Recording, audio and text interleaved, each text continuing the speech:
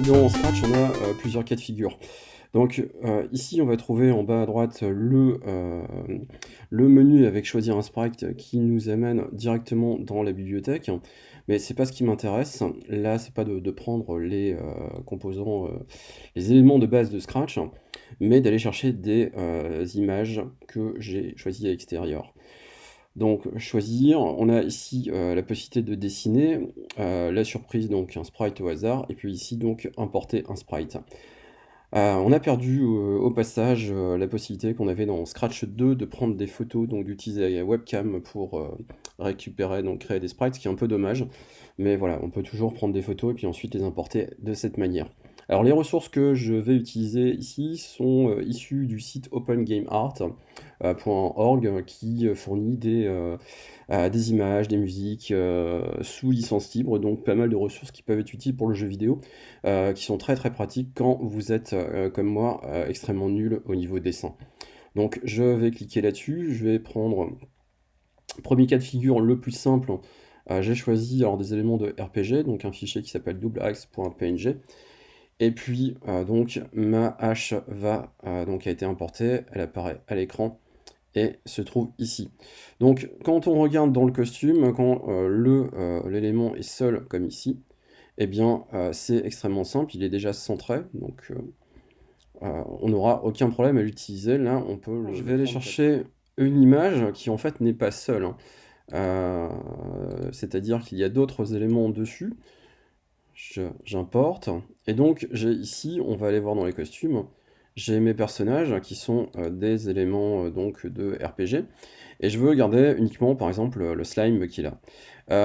Petite astuce, je vais dupliquer, donc je fais un clic droit, je duplique, comme ça je n'ai pas besoin de réimporter mon image si jamais je veux refaire les éléments un par un. Ou surtout si jamais je fais une erreur et j'efface tout au passage. Donc pour ça, je vais pouvoir utiliser la gomme. Donc cet outil, la gomme, elle est à 40 de base.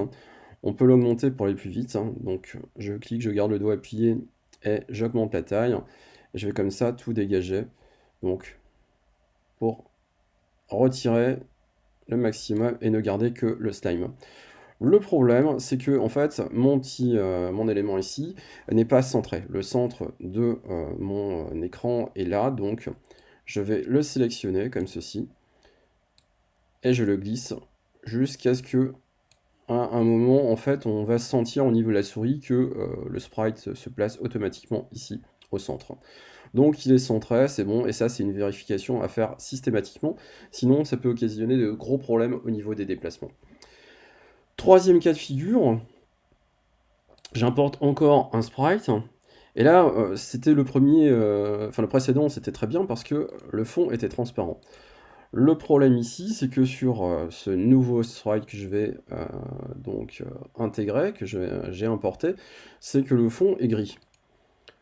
Donc, première chose, en fait, on va reprendre le même système, mais est-ce que je vais le faire avec la gomme et puis après nettoyer les sprites, les petits pixels qui sont par exemple au bord ici de ce rat?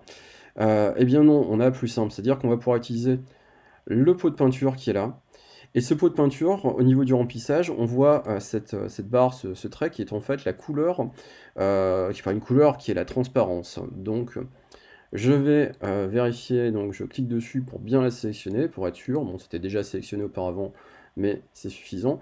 Et je clique ici donc sur le gris, et mon gris disparaît. Donc je n'ai plus qu'à utiliser la gomme maintenant pour dégager tous les éléments. Alors je vais le faire comme ceci. Et je vais garder un petit peu de pixels là-haut, c'est fait exprès.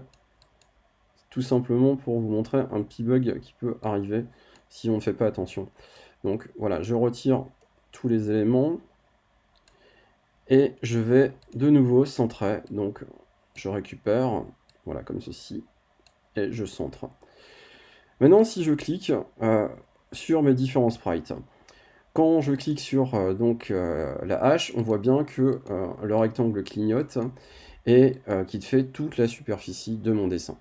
Si je fais sur le slime, c'est pareil, ça ne prend que, ça n'entoure que le slime. Je vais le mettre sur le côté pour qu'on voit bien, ce sera plus simple. Si par contre je le fais avec ce personnage, ce rat, eh bien, je clique et on voit que le rectangle, en fait, est beaucoup plus grand. Pourquoi? Parce que ce rectangle, en fait, me montre toute la surface qui est dessinée et donc me montre qu'il reste quelques sprites, quelques pixels, pardon, ici que j'ai oubliés. Donc, ça permet de vérifier à chaque fois qu'on a bien tout nettoyé.